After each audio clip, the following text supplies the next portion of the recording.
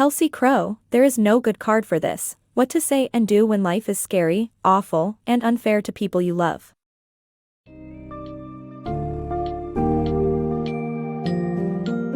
Embarking on a journey of empathy and support. There is no good card for this by Kelsey Crowe unveils the secrets to being a reliable and compassionate friend during times of struggle and grief. The book focuses on empowering readers with the confidence to offer aid when it matters most, breaking down barriers of discomfort and inaction. From understanding one's own motives and barriers to effectively listening and providing appropriate support, Crowe's insights will guide you through overcoming common fears and becoming a trusted confidant during life's most challenging moments.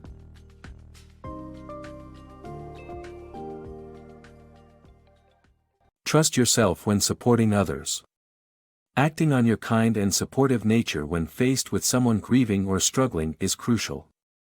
One should learn to trust their instincts and not overthink the situation. Rather, have faith in their value, kindness, and self-trust to be supportive. This will help evaluate whether they need to offer help or leave quietly.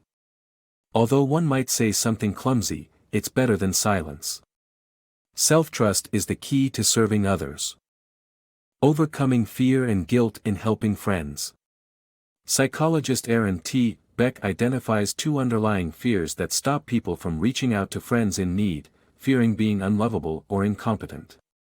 This book summary presents tips on how to overcome these fears. Don't let guilt prevent you from extending a hand. To help let go of guilt, use an empathy workout exercise. Resentment about being let down by others in the past can also stop you from developing emotional closeness. Forgo resentment by focusing on what people did for you, rather than what they failed to do. Forgiveness happens when you regard another person's actions as a reflection of them, not you. By communicating with the other person how you feel, you can strengthen your relationship and show up for each other through life's tough times. Coping with grief and loss. Grief and loss often lead to a sense of hopelessness, fear, vulnerability, shame, and being overwhelmed. A grieving person may experience a loss of identity, companionship, community, confidence, and economic security. Although struggling individuals may feel hesitant to ask for help, offering help without being prompted is important, regardless of the discomfort it may cause. The power of heroic compassion.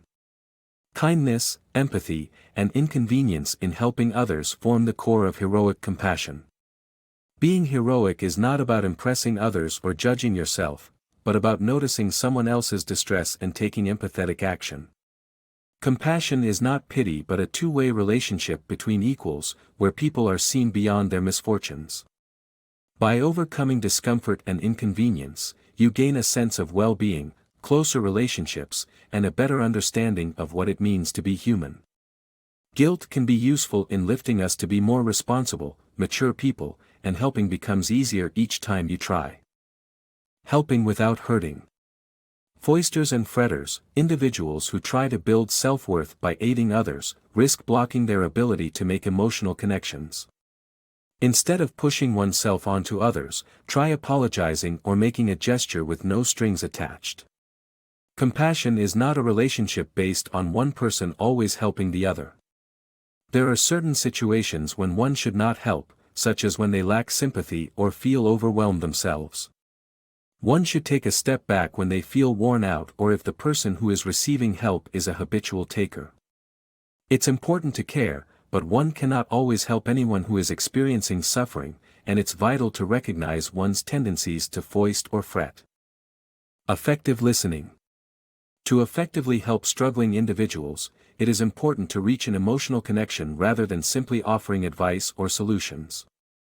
The key is to listen actively by focusing on what is being said and waiting 3 seconds before responding. Avoid being a sage who gives unsolicited advice, an optimist pushing positivity on a sad person, doomsayer who focuses on negative experiences, an epidemiologist who prioritizes facts over emotions, or an all-about-me who makes it about their own troubles.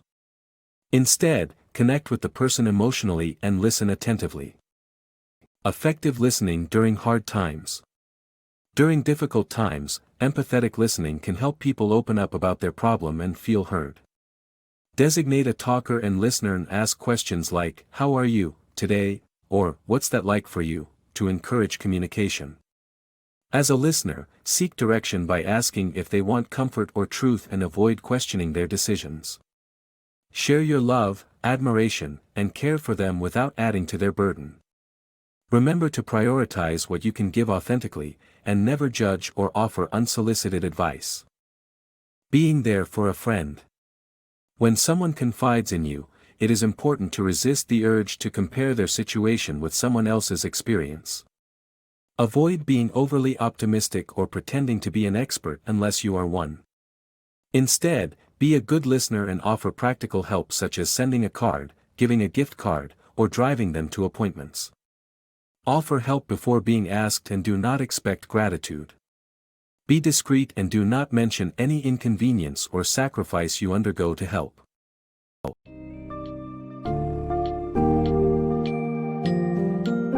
In conclusion, Kelsey Crowe's "There is no good card for this" demystifies the art of being a supportive friend in times of distress. The book provides helpful guidance on identifying fears and barriers, reaching out without hesitation, practicing empathetic listening, and offering tangible help. Emphasizing the importance of universal compassion and understanding, Crowe encourages readers to embrace vulnerability and authenticity in their connections with others. This book equips readers with invaluable tools for navigating the complexities of offering support during difficult circumstances, leaving an everlasting impact on the quality of one's relationships and personal growth.